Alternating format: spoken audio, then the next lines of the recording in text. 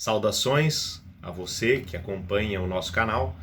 Nós voltamos aqui para dar continuidade aos nossos estudos que a gente vem fazendo regularmente. A gente vem estudando a Bíblia, nos aprofundando na palavra de Deus, estudando um tema por vez. Então hoje nós vamos estudar a respeito da ressurreição. Nós estamos fazendo uma análise da série que foi feita pelo pastor Arilton Oliveira, não da série, mas uma análise acerca do tema que a série trata e tentando nos aprofundar e aprender um pouco mais, o pastor Arilton Oliveira fez uma série de estudos chamada Os Ensinos de Jesus, e essa série de estudos ele fez gravando 18 vídeos lá na Terra Santa, 18 vídeos, cada vídeo mais ou menos de 10 a 12 minutos, Em cada vídeo ele aborda um tema. E voltando ao Brasil, lógico, foi feito o slide desse estudo, abordando cada um dos temas, o que Jesus ensinou, os ensinos de Jesus acerca de vários temas.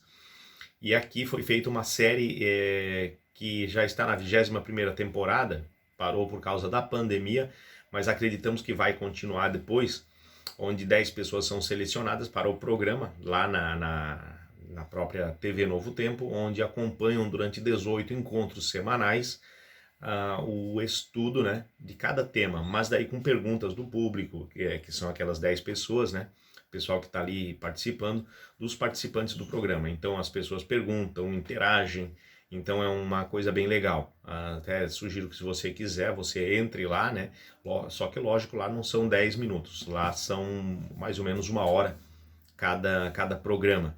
O que a gente pretende fazer aqui também, a gente pretende abordar o tema um pouquinho melhor. Não tem os participantes fazendo perguntas, mas tem a abordagem analisando pela Bíblia, olhando a Bíblia, buscando algum tema a mais, e complementando. Então o que a gente faz? Cada encontro a gente pega o tema, a gente assiste aqueles 10 minutinhos de vídeo que foi feito na Terra Santa e daí aprofunda, buscando mais detalhes, esmiuçando um pouco mais o tema, e para que você possa compreender.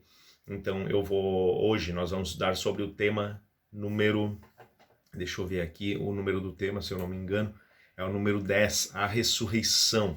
Então o que Jesus ensinou sobre a ressurreição? No último tema a gente falou sobre a morte, A gente aprendeu bastante coisa. Agora sobre a ressurreição, que é o que vem, é um passo após a morte, O que acontece na ressurreição? O que Jesus ensinou, os ensinos de Jesus sobre a ressurreição, abrangendo aí tudo que a Bíblia fala sobre isso. Então nós vamos agora passar ao vídeo, nós vamos assistir o vídeo aqui rapidinho, vou colocar para você o vídeo de uns 10 minutos mais ou menos. Ao findar do vídeo a gente volta, retorna aqui e passa então a esmiuçar cada detalhe desse vídeo para aprender bastante o que Jesus fala, o que Jesus ensinou, o que a Bíblia traz a respeito do tema a ressurreição. Então eu vou agora colocar o vídeo, vou minimizar minha telinha aqui, diminuir o tamanho da minha tela aqui para o canto, beleza? E agora, quando começar o vídeo, eu vou sair de cena e você assiste o vídeo, tá? Deixa eu só pegar aí, colocar o vídeo aqui para você. Vamos lá então.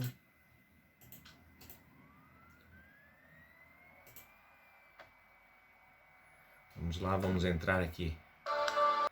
Tema 10. Vamos lá então. Então agora você fica com o vídeo e depois a gente retorna. Se você quisesse saber como é a vida conjugal, terá que perguntar a alguém que já se casou. Se você quiser saber como é a emoção de ser pai ou mãe, precisa perguntar a alguém que já passou por essa experiência. Se você quiser saber como é a neve, terá que perguntar a alguém que já esteve em contato com ela. E se quiser saber o que acontece após a morte, precisa perguntar a alguém que já morreu e voltou a viver e tem todas as respostas. Jesus.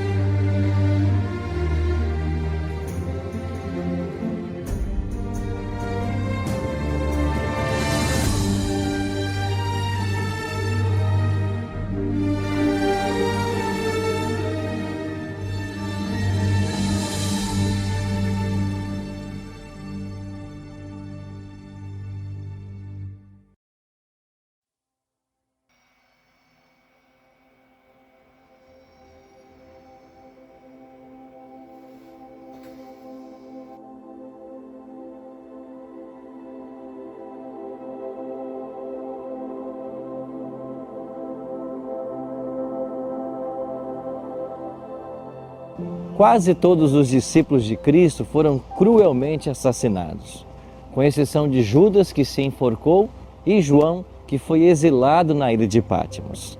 Lá na ilha de Patmos, 65 anos depois da crucifixão, Jesus mais uma vez se apresenta para João.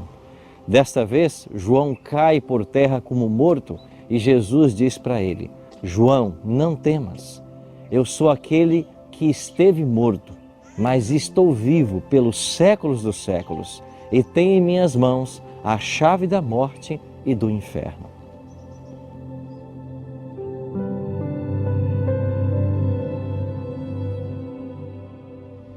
Jesus passou pela morte, mas ele vive.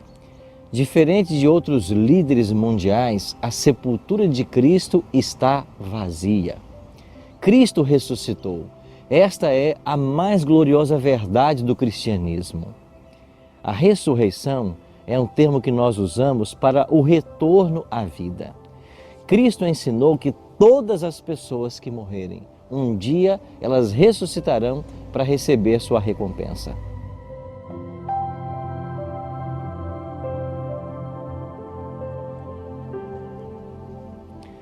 Diferente muitas vezes do que é ensinado, quando as pessoas morrem, elas não vão para lugar nenhum. A morte é um estado de inconsciência, é chamada na Bíblia de um sono. Jesus mesmo disse: não vos maravilheis disto, porque vem a hora em que todos os que se acham nos túmulos ouvirão a sua voz e sairão. Os que tiverem feito bem para a ressurreição da vida, e os que tiverem praticado mal para a ressurreição do juízo. Então a palavra de Deus ensina duas ressurreições: a ressurreição da vida e a ressurreição do juízo.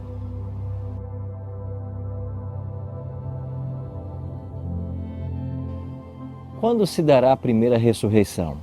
O apóstolo Paulo escreveu: porquanto o Senhor mesmo, dada a sua palavra de ordem, ouvida a voz do arcanjo e ressoada a trombeta de Deus, descerá dos céus, e os mortos em Cristo ressuscitarão primeiro. Paulo é muito claro em enfatizar: a primeira ressurreição, ela só se dará na volta de Jesus. Ou seja, todos os mortos que estão salvos, eles não foram para lugar algum. Eles estão aguardando a volta de Jesus, quando então ressuscitarão para receberem sua recompensa. E o que acontecerá com os salvos que estiverem vivos? O apóstolo Paulo continua: depois nós, os vivos, os que ficarmos, seremos arrebatados juntamente com eles, os mortos que ressuscitaram, entre as nuvens dos céus, para o encontro do Senhor nos ares, e assim estaremos para sempre com o Senhor. Ou seja, aqui está o que chamamos de glorificação. Os mortos salvos já ressuscitam glorificados. Os salvos vivos são transformados no momento, num abrir e fechar de olhos. Todos os defeitos físicos, mentais desaparecerão e os salvos terão o eterno vigor da juventude.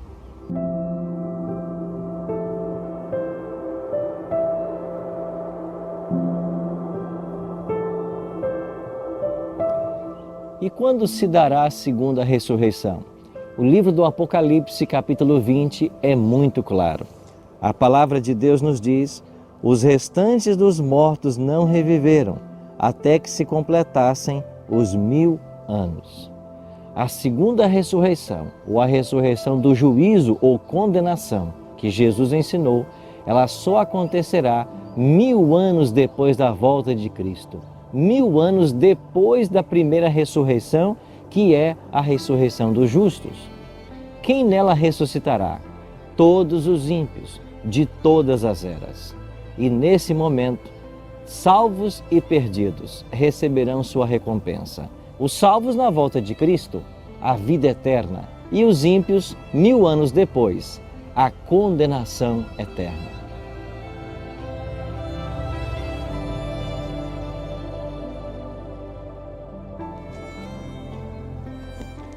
A segunda ressurreição, ou a ressurreição dos ímpios, ela acontece 1000 anos depois da volta de Cristo. João escreveu no Apocalipse que ele viu a cidade santa descendo dos céus e pousando sobre essa terra. Quando chega à cidade santa, Satanás é solto. E por que ele é solto? Porque todos os ímpios ressuscitarão. E agora Satanás vai convencê-los de que eles têm poder de assaltar a esta cidade que desceu dos céus. O Apocalipse ensina que quando eles marcharem pela superfície da terra e sitiarem a cidade santa, antes que Deus mande fogo dos céus e destrua a todos, cada ator lembrará corretamente as cenas que desempenhou ao longo de sua vida. Entre os ímpios, ali está Herodes, aquele mesmo que mandou matar os inocentes em Belém, tentando destruir o nosso Salvador Jesus. Ali está Herodias, a mesma que pediu a cabeça de João Batista numa bandeja de prata. Ali está Pilatos, aquele homem fraco que deixou-se levar pela multidão, condenando o Filho de Deus à morte. Ali está Nero, aquele homem terrível que tinha prazer na tortura e morte dos cristãos, mas agora ele vê aqueles a quem ele perseguiu estão vivos e glorificando o nome de Deus. Cada um receberá a sua recompensa. E nesse momento, quando fica claro para eles o motivo da sua perdição, fogo desce dos céus e destrói a todos os ímpios. Esse mesmo fogo purificará essa terra, que será a eterna morada dos salvos.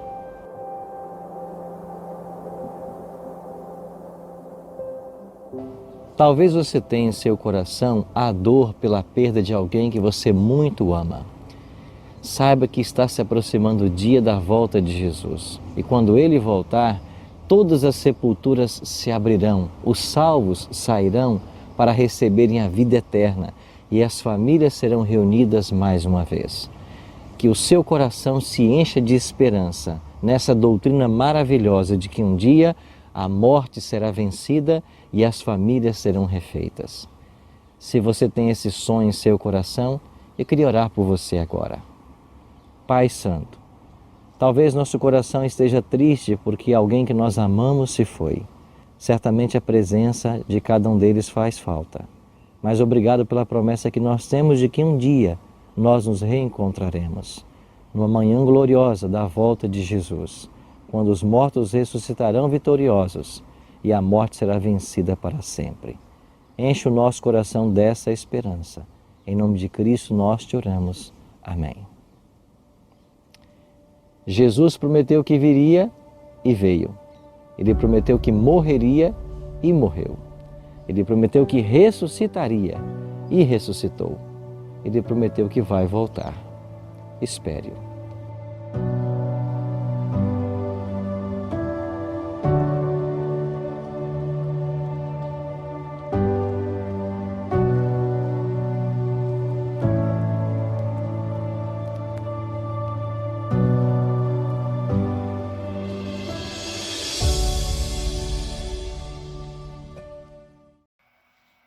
Bom, você acompanhou aí, né, o vídeo bastante esclarecedor, um monte de textos bíblicos. Quase não precisaria destrinchar, né? Mas vamos destrinchar mais ainda, vamos tentar achar mais alguma coisa, né? Vamos tentar ir cavar fundo nesse tema, né? Esse tema que muitas vezes é até objeto de controvérsia, né? Inclusive, no tempo de Jesus já existia essa controvérsia nos saduceus, né? Hoje em dia existe também, né? Muita controvérsia acerca do tema. Então eu vou colocar agora, para a gente acompanhar, o slide do tema, né? E a gente então se aprofunda de forma um pouco mais detalhada aqui na parte da ressurreição. Vamos lá então.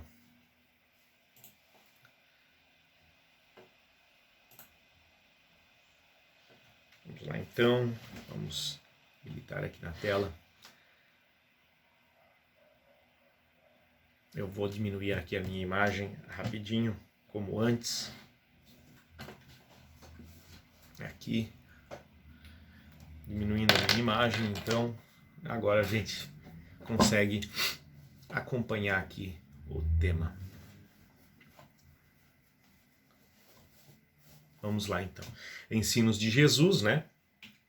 Nossa série que Jesus ensinou sobre a ressurreição, lição 10. Então, a esperança para a morte, né? A primeira mensagem que a gente tem é que há esperança para a morte, né? Mostra aí uma tumba, né? Que ela está vazia, né? Uma tumba que não mais está com o corpo de Jesus. Jesus ressuscitou e não mais se encontra, né? A tumba aberta, né? Lá ao longe mostrando a cruz, né? E tal. Então, uma imagem bonita, mas traz uma reflexão, né? A tumba está vazia. Vamos adiante. O que Jesus ensinou sobre a ressurreição? Lá em João, capítulo 5, verso 28, existe um texto que fala assim, ó: não vos maravilheis disto, porque vem a hora em que todos os que se acham nos túmulos ouvirão a sua voz e sairão. Os que tiverem feito bem para a ressurreição da vida e os que tiverem praticado mal para a ressurreição do juízo.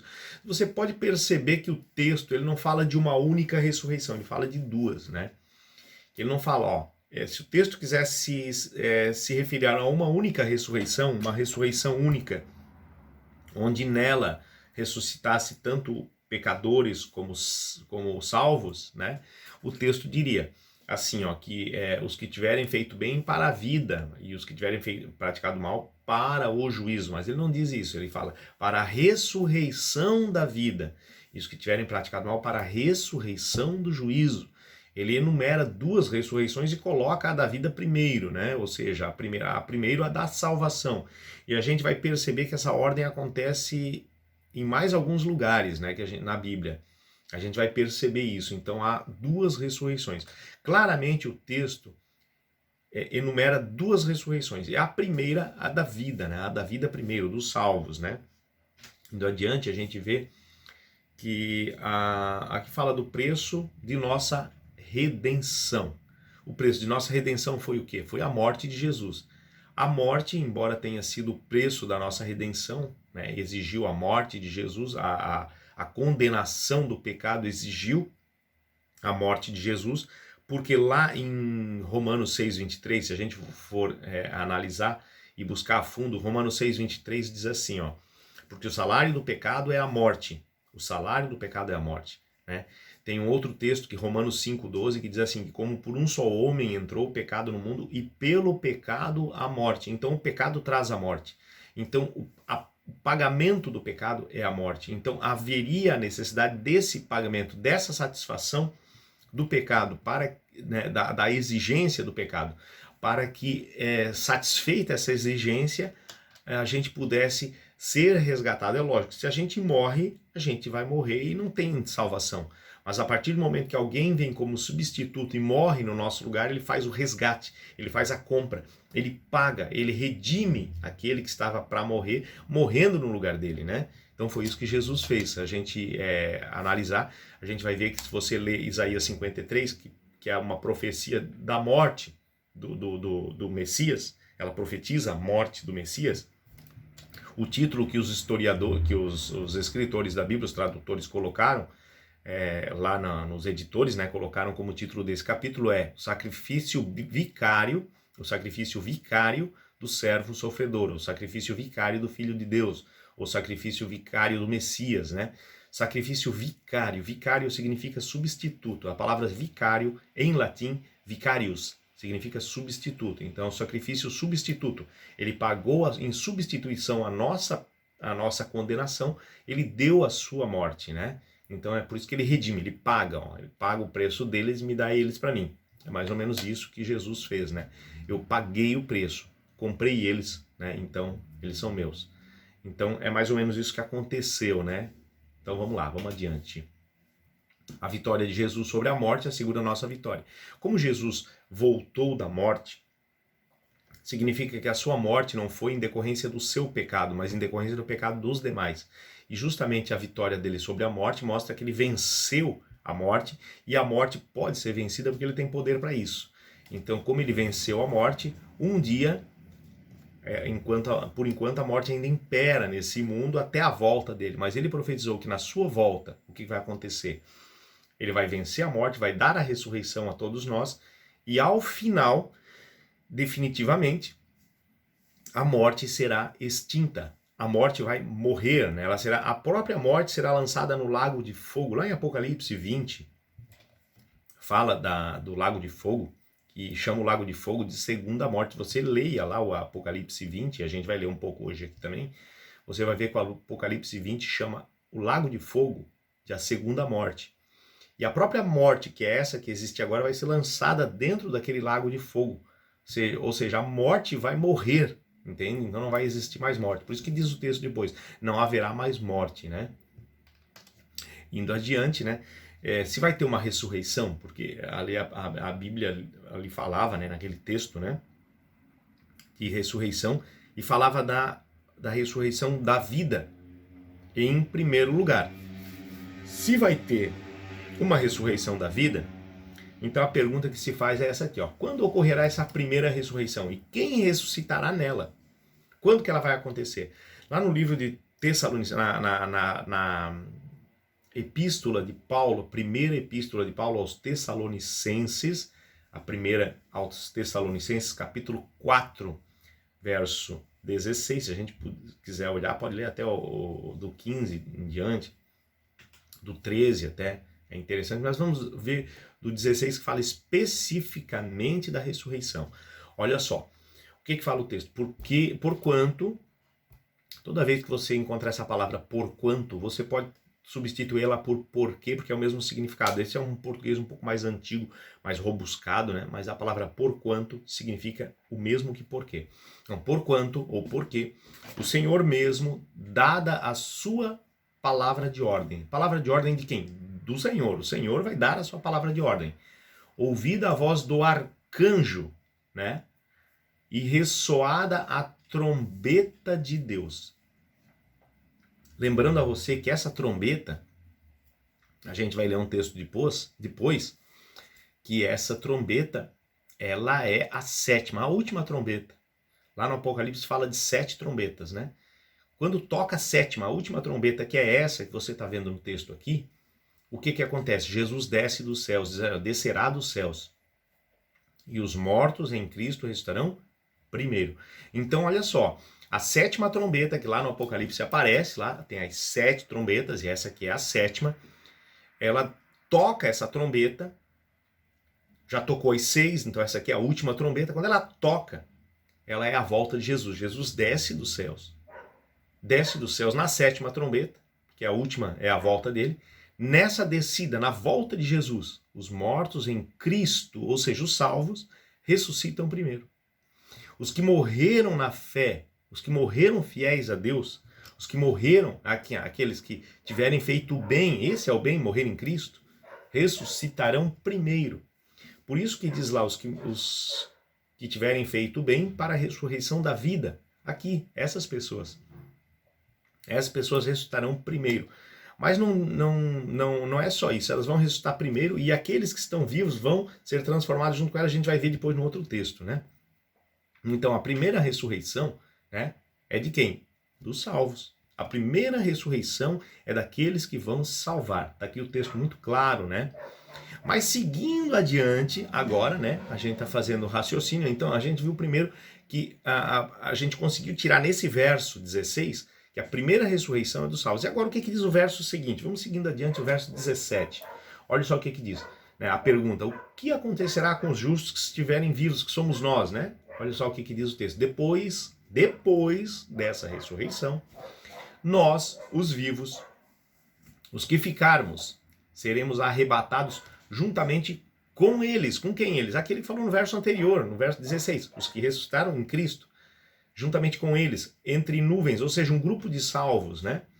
Entre nuvens, para o encontro do Senhor nos ares, né? No céu. E assim estaremos para sempre com o Senhor. Então a gente vê que aqui fala de um arrebatamento, né? Olha ali, ó, seremos arrebatados.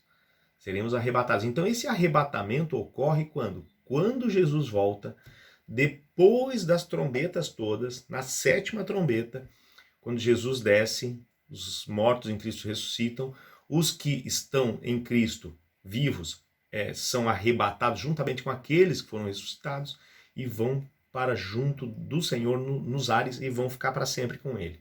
Então, a gente vê que esse texto ele mostra claramente que o arrebatamento é na 7ª trombeta, na última trombeta, contrariando aí aquele pensamento que é muito difundido, né, no meio evangélico, de que o arrebatamento é anterior à volta de Jesus, ocorrem as 7 trombetas e depois vem então a volta de Jesus no final. Mas esse texto mostra claramente que as trombetas estão anterior aos 2 eventos, e os 2 eventos estão juntos, num só. A volta de Jesus, ressurreição dos justos e o arrebatamento, tudo num momento único. E não só isso, nós vamos encontrar esse mesmo texto de uma outra forma quando o mesmo apóstolo Paulo escreve, mas não agora aos Tessalonicenses, ele escreve para os Coríntios, e ele fala quase a mesma coisa, só que muda um pouquinho. Abra sua Bíblia lá em 1 Coríntios, na primeira carta de Paulo, apóstolo aos Coríntios, né? Aqui, ó, que transformação extraordinária acontecerá? 1 Coríntios 15. Você abra lá no seu livro, na sua Bíblia, na primeira epístola de Paulo aos Coríntios, no capítulo 15, no verso 51, Paulo vai falar quase a mesma coisa que falou lá em Tessalonicenses. Só que aqui ele vai mudar um pouquinho. Ele vai focar mais na transformação. E olha só o que ele diz. Lá falava o quê? Ao ressoar da trombeta de Deus. Trombeta de Deus. Lá, aqui não fala trombeta de Deus, fala outra coisa, mas deixa mais claro ainda. Olha só. Eis que vos digo um mistério. Nem todos dormiremos. Esse dormiremos significa morrer. Ele está usando um eufemismo, né, para morrer, né? Nem todos dormiremos, mas transformados seremos todos. Olha só o que ele diz. Num momento, num abrir e fechar de olhos, ao ressoar da última trombeta. Lá falou a trombeta de Deus, lá não falou a última, mas aqui fala que é a última. A última trombeta. Então, das 7, essa é a 7ª, é a última. A trombeta soará. Os mortos ressuscitarão. Lá não falou dos mortos, e os mortos em Cristo ressuscitarão primeiro. Aqui, ó, os mortos ressuscitarão incorruptíveis. E depois diz lá o quê? Lá diz assim, depois nós seremos arrebatados juntamente com eles. Mas aqui diz o que acontece antes desse arrebatamento. Ó, a trombeta soará, os mortos ressuscitarão incorruptíveis e nós seremos transformados. Seguindo adiante, a gente lê assim, ó, porque é necessário que este corpo corruptível se revista da incorruptibilidade e que o corpo mortal se revista da imortalidade. E quando este corpo corruptível se revestir da incorruptibilidade e o que é mortal se revestir da imortalidade, então se cumprirá a palavra que está escrita. Tragada foi a morte pela vitória. Então olha só, esse texto complementa o outro. O que esse texto diz a mais que o outro? Ele fala da mesma coisa, do mesmo evento. Lá fala o quê? O Senhor dará a sua palavra de ordem e tocará a trombeta de Deus e ele descerá dos céus. Volta de Jesus. E os mortos em Cristo ressuscitarão primeiro. Opa! Aqui diz que eles ressuscitarão, mas ressuscitarão o quê? O que diz que eles ressuscitarão? Ressuscitarão incorruptíveis já. Lá não diz isso, diz que eles ressuscitarão. Aqui complementa, ó, vão ressuscitar incorruptíveis. Lá diz que depois nós seremos arrebatados. Mas não fala de que a gente será transformado, porque aqui está focando na incorruptibilidade. E aqui diz, e nós seremos transformados, né? No verso 52.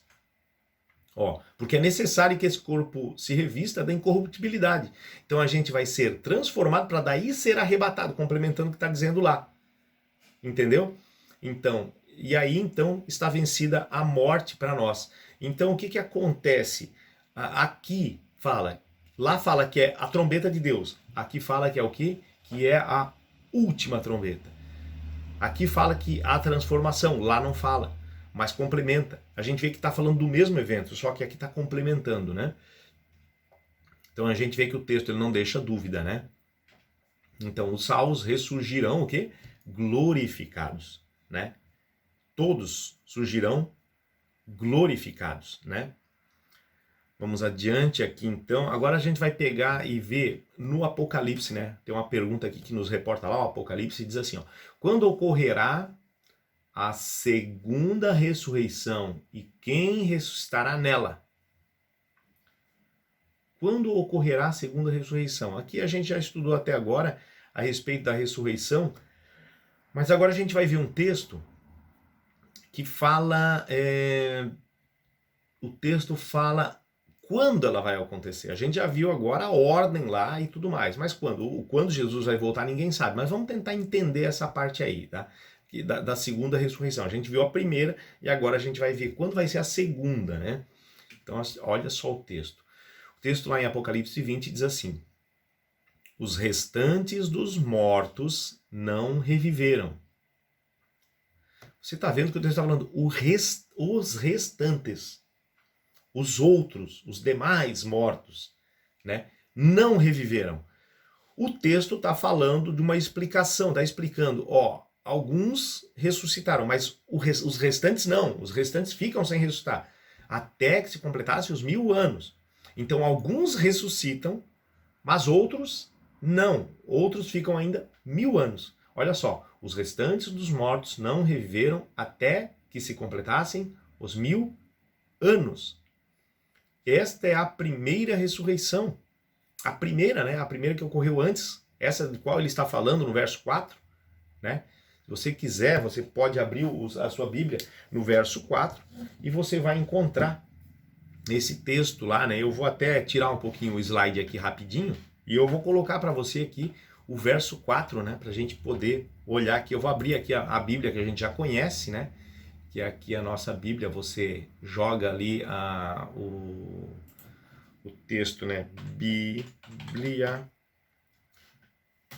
NT, Bíblia NT, né? Que é a Bíblia do Novo Tempo. Então você encontra então a sua Bíblia Novo Tempo aqui, a primeira mensagem aqui. Eu acho que é a primeira aqui, né? Deixa eu ver se é a primeira.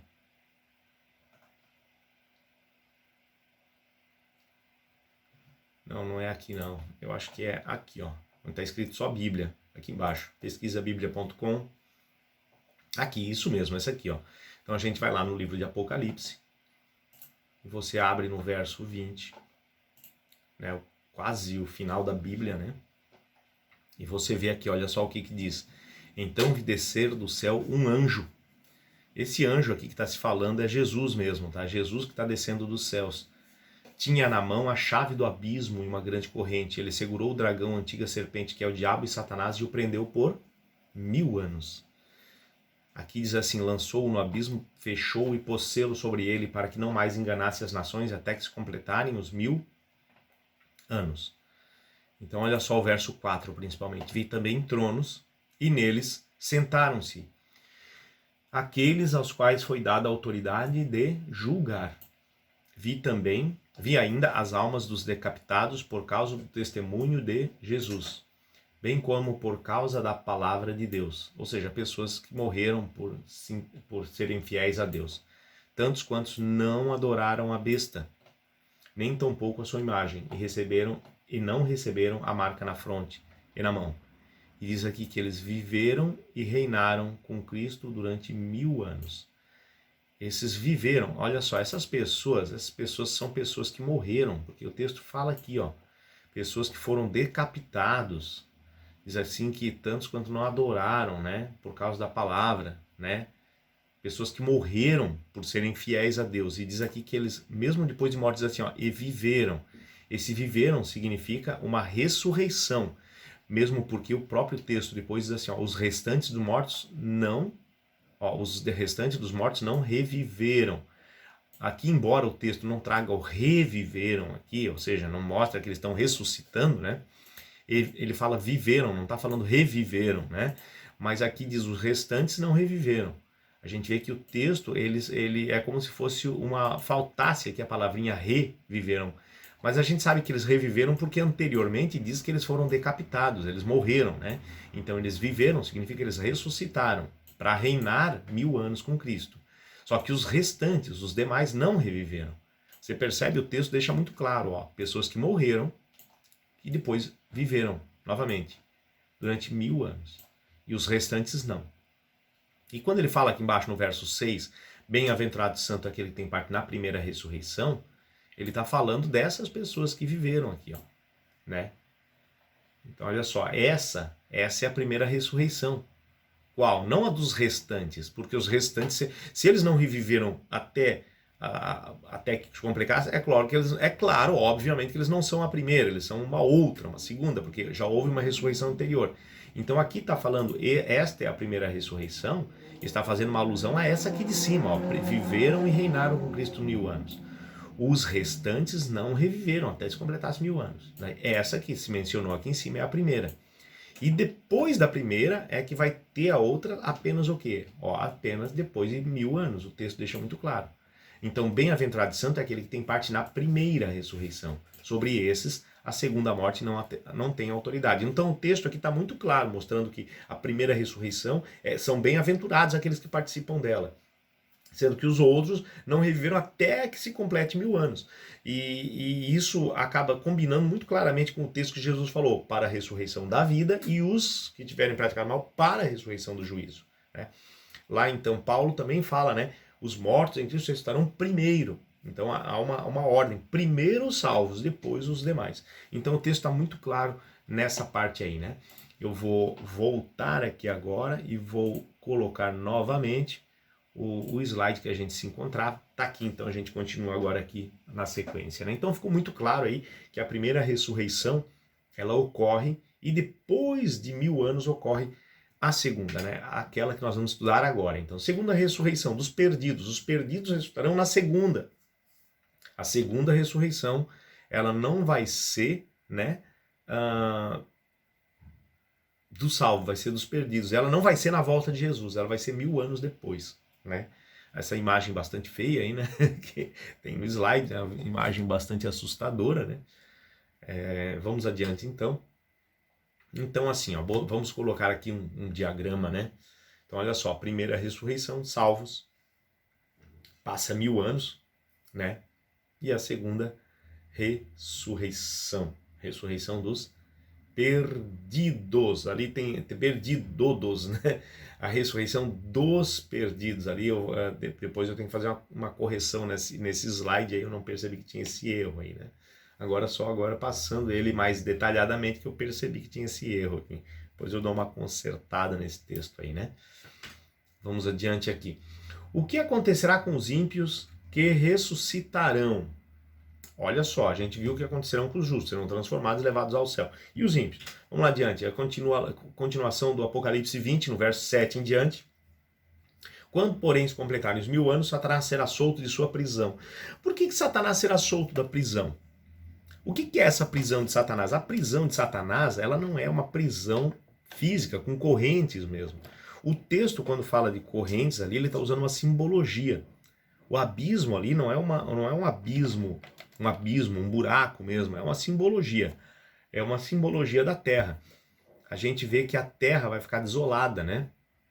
O que acontece? Satanás, quando se completarem os 1000 anos, o que vai acontecer? Ele vai ter pessoas novamente, porque as pessoas, o que dizia o texto lá? Que até se completarem os 1000 anos não ressuscitariam os ímpios, mas eles depois de 1000 anos vão ressuscitar. E agora Satanás, podendo seduzi-los, volta a não mais estar preso. Então essa prisão de Satanás, ela é uma prisão circunstancial, ela não é uma prisão realmente com cadeias, com corrente, com jaula, né? É uma prisão o quê? É uma prisão realmente de circunstâncias. E eu vou mostrar para você por quê olhando a Bíblia, tá? Então eu gostaria que você acompanhasse, eu vou novamente sair aqui do slide rapidinho e vou novamente abrir a Bíblia e peço que você me acompanhe aqui nesse texto. Quando a gente começou a ler esse texto, a gente viu aqui no verso 1 que dizia assim, ó, então vi descer do céu um anjo, tinha na mão a chave do abismo. Na mão a chave do abismo. Vamos manter na mente essa ideia. Tem um anjo que desce do céu, esse anjo, já adianto para você que é Jesus, tá? Que ele é a mesma pessoa que o arcanjo que fala lá em 1 Tessalonicenses, dada a voz do arcanjo, que é Jesus, né? É o arcanjo principal, o principal chefe dos anjos, que é Jesus, né? Então aqui diz que ele tem na mão a chave do abismo. Entenda uma coisa, abismo aqui, chave do abismo, ela é uma simbologia. Diz que ele tem também uma corrente.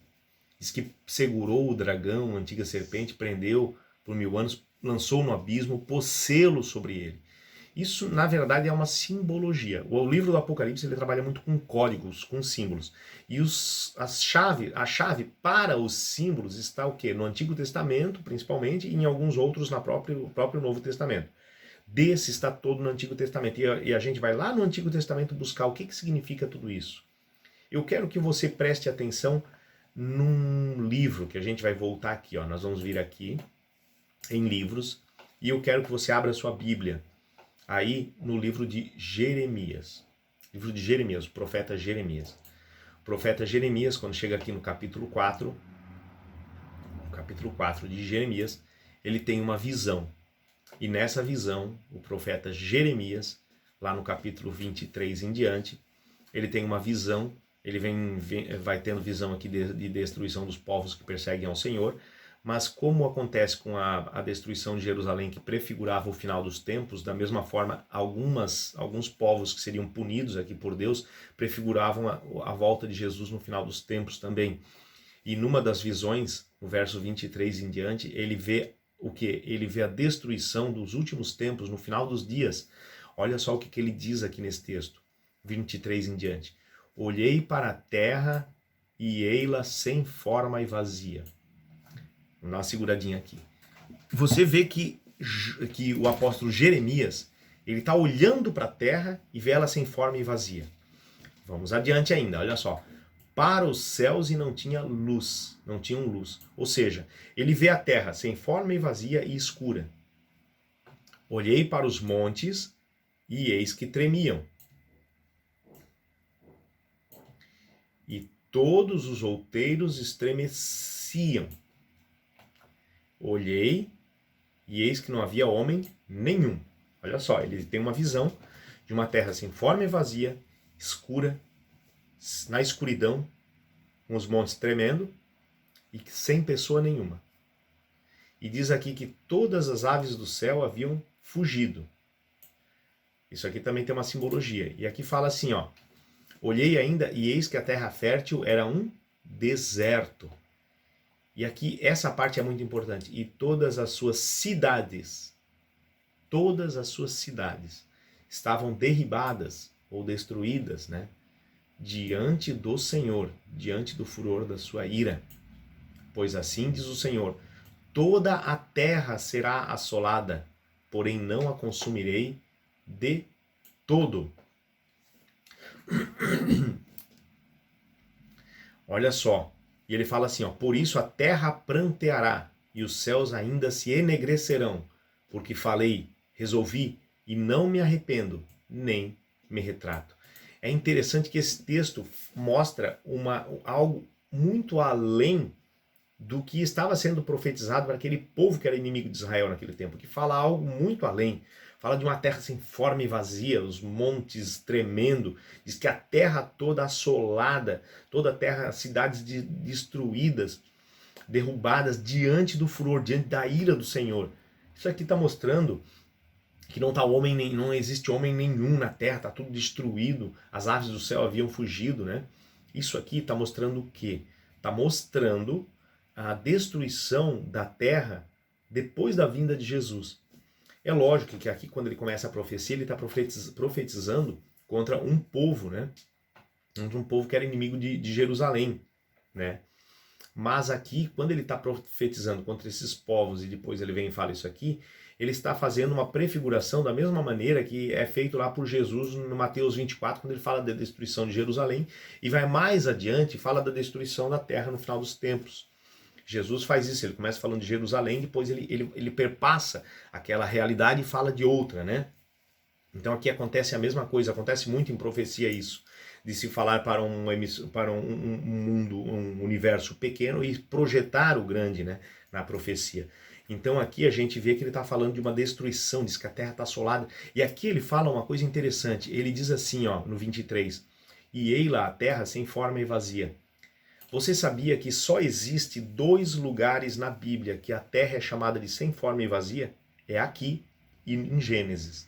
Não existe outros 2 lugares onde é usado esse termo, sem forma e vazia. Só aqui, só em Jeremias e só em Gênesis é usada essa expressão de que a terra está sem forma e vazia. O que Deus quer dizer para a gente quando ele lança uma palavra, ou uma frase, ou uma expressão, ou uma forma de mencionar alguma coisa que não é encontrada em outro lugar, apenas em alguns locais da Bíblia? Deus, na verdade, está dando um link para que você ligue uma coisa com a outra.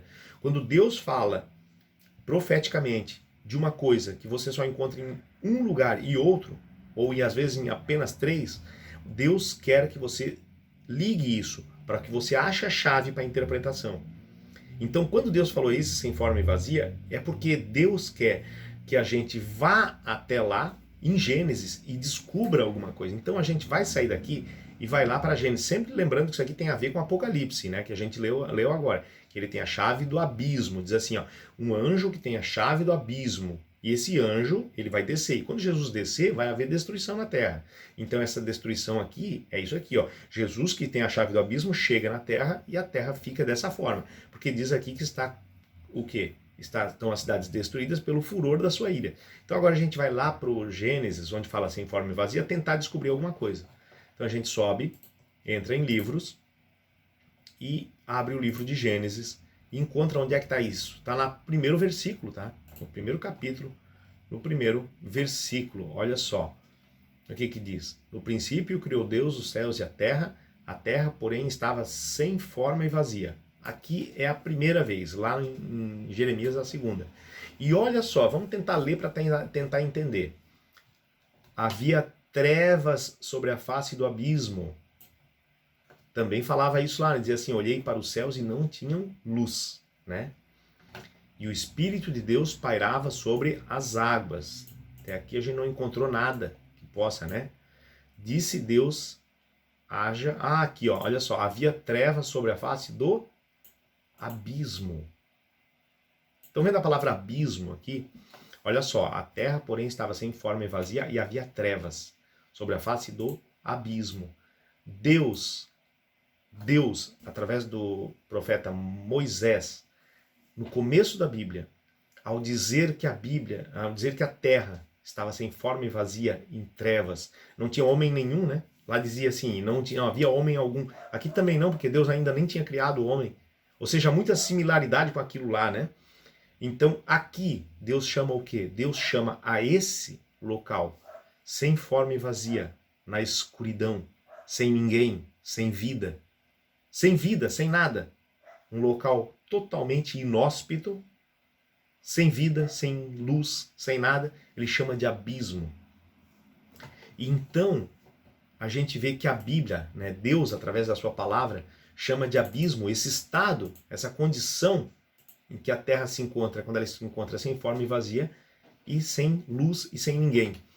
Mas quando a gente lembra do que Jeremias falou que a terra está assim porque Deus destruiu ela, porque Deus, com seu furor, causou ela, tornou ela novamente sem forma e vazia. Por que Deus novamente vai transformar a terra, torná-la sem forma e vazia, com trevas novamente? Porque Deus vai recriar a terra como criou no começo. Deus criou a terra no começo e agora vai recriar sobre ela, lógico, porque por isso que ele diz assim, ó, não a destruirei de todo, só a capa da terra, só a superfície será destruída.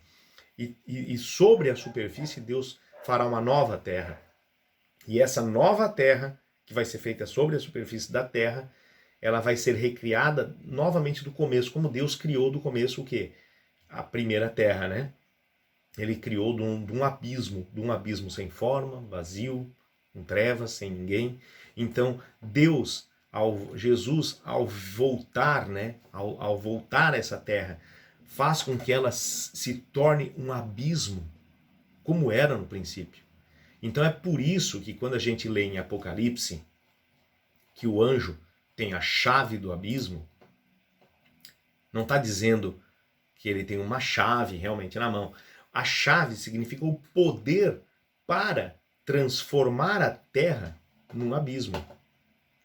Ele diz assim que tem a chave do abismo, ou seja, o poder para transformar essa terra naquele abismo que era, no começo, aquele abismo, sem forma e vazia. Então a terra, ela na verdade, quando Jesus voltar, ele vai transformar a terra num local sem forma e vazia, com completa escuridão, sem nenhuma pessoa habitando ela. E nesse local é que Satanás vai ficar durante 1000 anos. Por quê? Porque os ímpios morreram com a vinda do Senhor, com a glória do Senhor, e estão mortos, né? Os salvos, eles foram arrebatados juntamente com os ressuscitados para o céu, reinando com Cristo 1000 anos. E a terra fica sem forma e vazia 1000 anos, um abismo. Deus transformou isso, Deus tem a chave para isso, transforma isso num abismo. E Satanás fica aqui preso durante 1000 anos. Por isso que ele está preso. Por isso que ele tem uma prisão por 1000 anos. Porque qual é a grande função de Satanás? Satanás não vai ser preso numa grade, né? A gente sabe que Satanás não será preso numa corrente. Ele tem poder de fazer fogo descer do céu, tem poder de muita coisa. Então como que ele ficaria preso com uma corrente, com uma grade? Ele não ficaria preso numa grade. Ele fica preso numa cadeia de circunstâncias, porque ele não pode sair da terra. Ele está preso à terra. Ele está condenado a o domicílio que é a terra. Mas a terra, esse domicílio ao redor dele, ao transformar-se nesse abismo, que é uma terra sem forma e vazia e em escuridão, o que acontece? Ele está preso dentro desse abismo e não pode sair. Por isso que diz que lançou-o no abismo. Não quer dizer que pega ele e lança, né? Porque diz assim, e segurou o dragão, segurou preso na terra, né? E diz assim, e o prendeu por 1000 anos, lançou-o no abismo. Lançou significa assim, que transformou o seu derredor, né, em um abismo. E ele então não pode enganar porque não existe ninguém. Se lembra lá que falava assim que as aves do céu haviam fugido? As aves do céu haviam fugido. Se você procurar no capítulo 19, que é um capítulo anterior, eu acho que é esse aqui que fala, né? O júbilo no céu e... tem um texto, não sei se é esse aqui ou se é o 16... é esse aqui mesmo, olha só. Olha só. Então, do verso 19, um pouquinho antes desse verso, diz assim, o verso 19, 17 diz assim, então viu um anjo posto em pé no sol e clamou com grande voz, falando a todas as aves que voam pelo meio do céu, vinde reuni-vos para a grande ceia de Deus, para que comais carne de reis, carne de comandantes, carnes de poderosos, carnes de cavalos e seus cavaleiros, carnes de todos, quer livres, quer escravos, tanto pequenos como grandes. Ele diz quem? A todas as aves, né? Então as aves vêm comer o quê? Os cadáveres. São aves de rapina que vão comer os urubus e águias e tudo mais, que comerão as carnes dos mortos, né? Por isso que lá em Jeremias diz o quê? E todas as aves do céu haviam fugido. Por quê? Porque destruíram todos os corpos. Então o texto é muito claro, né? O texto deixa muito clara essa ideia, né? De que Jesus vai transformar num abismo e esse abismo vai ser uma cadeia de circunstâncias em que Satanás não pode enganar ninguém, por isso ele está preso, né? Porque a sua obra é enganar, né? O enganador, né? E ele não pode mais fazer isso porque não tem ninguém vivo. Ele vai ser solto da prisão quando ressuscitarem os ímpios na segunda. Aí ele vai ter de novo quem enganar. É por isso que o texto ele se refere a essa parte. Então nós vamos voltar agora lá naquela parte que a gente estava vendo e vamos voltar então aqui. Ó. Quando porém se completarem os 1000 anos, Satanás será solto de sua prisão, que é esse abismo que não mais vai ser. E sairá a seduzir as nações que há nos 4 cantos da terra, Gog e Magog, a fim de reuni-las para peleja. O número 10 é como a areia do mar. Os ímpios serão muitos, né?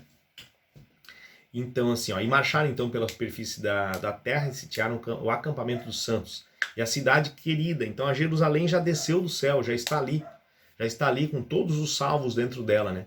Desceu, porém, fogo do céu e os consumiu. Aqueles ímpios ressuscitaram agora liderados por Satanás, né? O diabo, o sedutor deles, ó, por isso que ele seduz, então se ele ficou sem poder seduzir, agora conseguiu seduzir, porque agora havia, né, os que ressuscitaram, foi lançado para dentro do lago de fogo e enxofre.